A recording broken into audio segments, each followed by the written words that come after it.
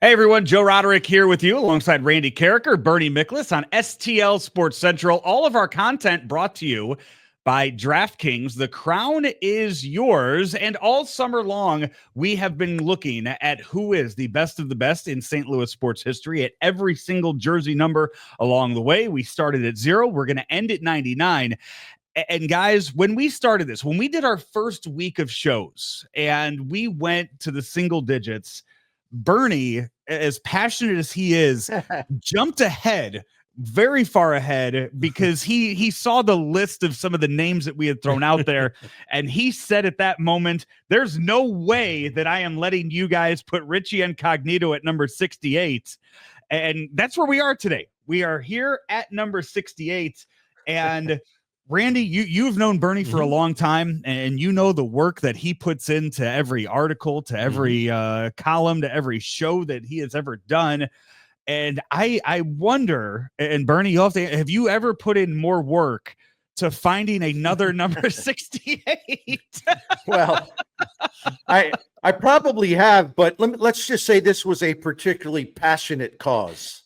I could not allow this to happen, and so I had to just like do an all-out search. I should have, like, I was on the verge of like hiring researchers to help me to come up with a number 68 that would actually do the number proud.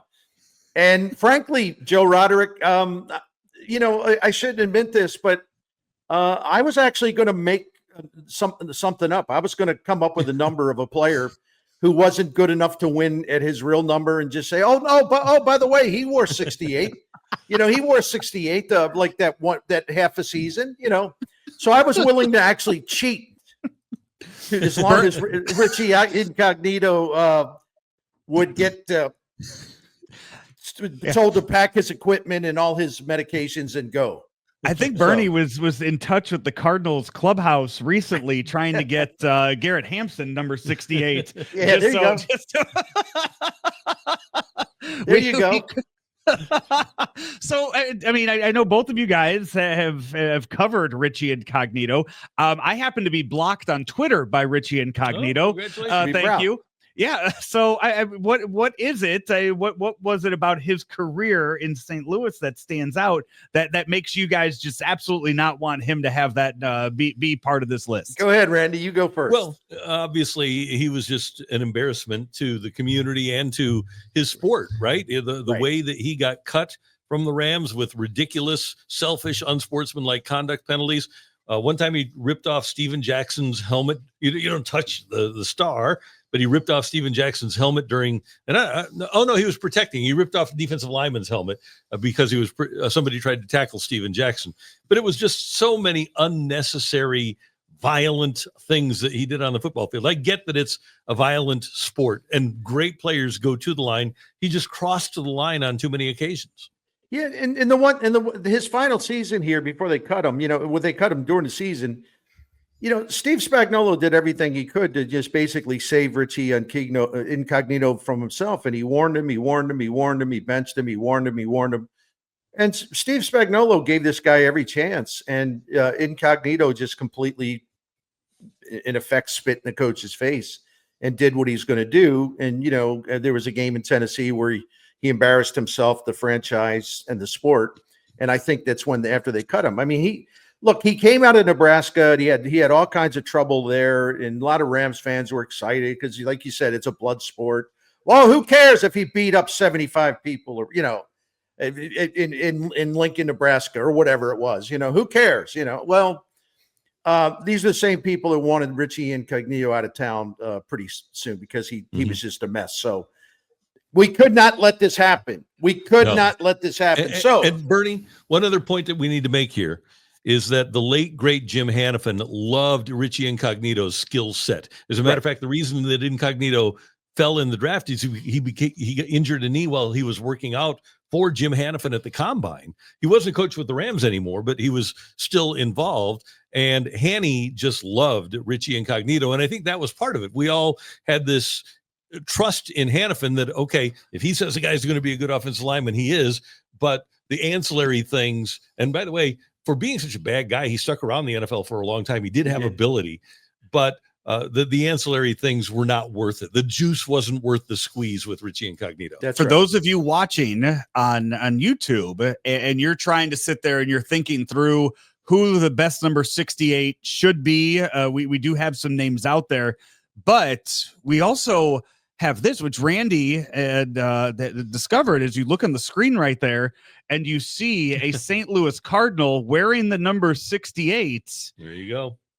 That right there is Albert Pujols. That's rookie Albert Pujols. This is not AI generated. That I want to make that clear that this is what he wore in spring training. Mark McGwire went to Tony LaRussa and said, look, if you don't bring this guy north with us, it'll be the stupidest move you ever made. And they almost didn't. Bobby Bonilla got hurt, and McGwire tells the story. And Bernie, you were down there, I think, in that spring training too.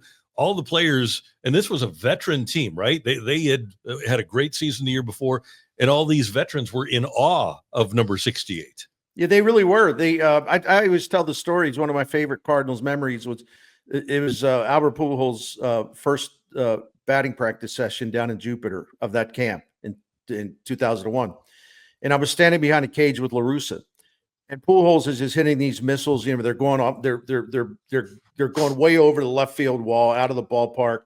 They're smashing into the Montreal Expos facility headquarters. And he's just hitting rocket after rocket after rocket. And Larusa was getting so excited that he was just making these animal sounds. Like every time Pujols would connect and hit a rocket, Larusa would be like, you know. And I just said, man, I think this guy's going to be really special because Tony LaRussa is making animal sounds. He's so excited. So, unbelievable, that camp, the show that he put on. And hey, just a footnote to the 68. And Randy, I know you know this, but it's one of my favorite little things about the whole Pujols story. You know, when he made the club, and, you know, Walt Jocketty went to the equipment people and said, listen, let's give him a special number. And, you know, the Cardinals don't hand out certain numbers because that's kind of rare air. You know, Ozzie Smith, number 1, Stan the Man, number 6. Right. Red Cheney's number 2, I believe. I believe, if I'm not mistaken, 32 was hanging in the locker. And Walt noticed they had gone from 68 to 32, and that was hanging in his locker. And Walt said, nah, I think we need to give him a special number. And 5 was considered a very special number. They're kind of saving it for someone worthy of that number.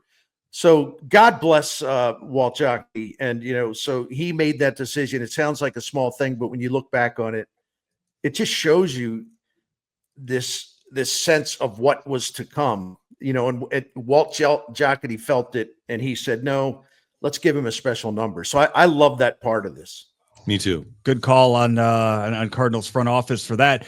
Bernie, you had a name though, another name from Big Red. That was number 68. And I know Randy Karraker feels about this the same way I do. You know, Terry Stieve, the Big Red acquired him from New Orleans, and he joined a really good offensive line who had lost a couple of people, and they needed kind of some reinforcement. And Terry Stieve came in, and, you know, he was a starter for 4 years. Dan Dierdorf thought the world of him. You know, all of those linemen loved him. He sort of became a team leader, you know, because Dan was on the way out. He had already, I think they might have played together 1 or 2 years, and my memory fails me on that.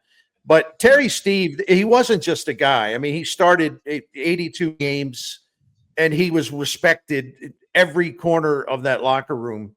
And he was a really good player. And Randy, I know you would agree with that, but you also got to know him as an individual as well. Well, and let's start with this, because you talk about how he was a respected player in that locker room, and he had to earn it because they traded Conrad Dobler for him to New Orleans. And so he came in, and everybody loved Conrad. So he comes in, this is the guy we got for Dobler. So he had to earn their respect, and he did. And he was, like you said, a really good player for 6 years. And then after that, he became one of the radio analysts. We had kind of a rotating radio analyst crew. I was a producer. Bill Wilkerson did the play-by-play, and we had Terry, we had George Allen, and we had Mike Shannon. They were all radio analysts during a couple of years stretch there. At the last couple of years, the football Cardinals were here, and Terry couldn't have been nicer and a really smart football man. And obviously, Hannafin loved him, a great tactician, and he had the stamp of approval of everybody in that locker room. If you want to do your homework and find us another 68, feel free to do so. Oh, and by the way, let's throw Kyle Turley in there too, just for a year. But he was fun to have for a year. Yeah, and that was your guy on KTRS. Did you host the show? Yeah, yeah. And now he's like Wayno. He's a country singer. I didn't know that Turley is. Yeah, Turley's a country singer. Yeah, he's big on the medicinal marijuana. He really for concussions now too. Yeah. He's a huge advocate for that, helping with that. So Bernie, with the year he was here, I was Turley for Halloween. I had the wig, I had the 68 jersey, everything. We'll find pictures of that and post them along with the number 68 as we roll on this with our journey 0 through 99. Help us out. Let us know what you think. Number 68 here on STL Sports Central. All content brought to you by DraftKings. The crown is yours.